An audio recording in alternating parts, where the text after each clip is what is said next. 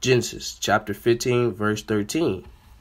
And he said unto Abram, Know of a surety that thy seed shall be a stranger in a land that is not theirs, and shall serve them, and they shall afflict them 400 years.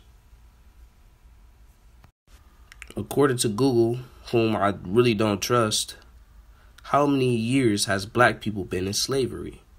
400 years. It's been 400 years since we were in slavery. So what am I trying to say? Well, I'm not trying to say anything, but what does the Bible say? What is the Bible trying to tell us? The scripture I just read was a prophecy. It was a prophecy to Abram that his seed shall be in a land for 400 years, being held captive, serving another nation. And after those 400 years, God will judge that other nation.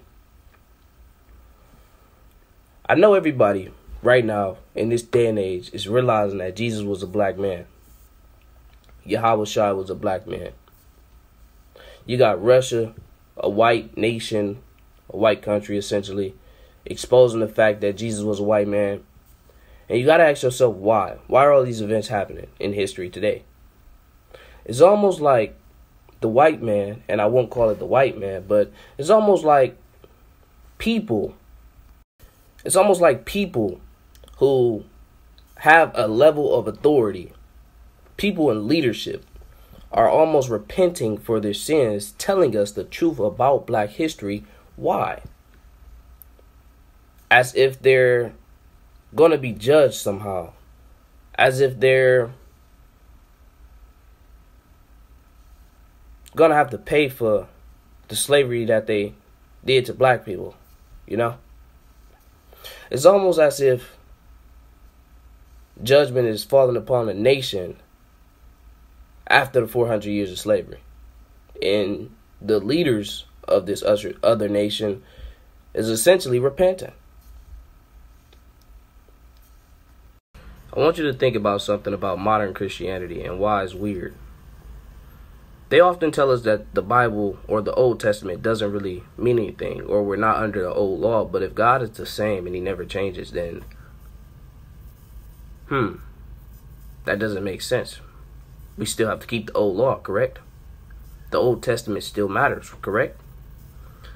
But as you can see in today's church, most Christians, or not even Christians, but most pastors, they stick to the New Testament. They never really read the Old Testament. And why? If anybody has been paying attention to the rants I've been doing lately, I've been saying that the Roman Catholic has influenced modern Christianity. And the Romans are predominantly what color nation?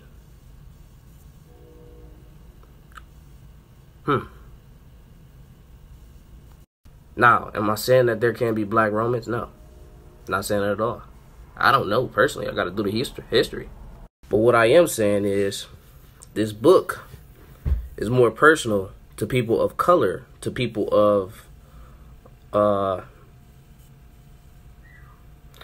and not even color, man. I don't even want to say color. It's more personal to the people who were afflicted and brought into captivity over 400 years ago. It's more personal to those people than we think. History itself matters, but especially black history.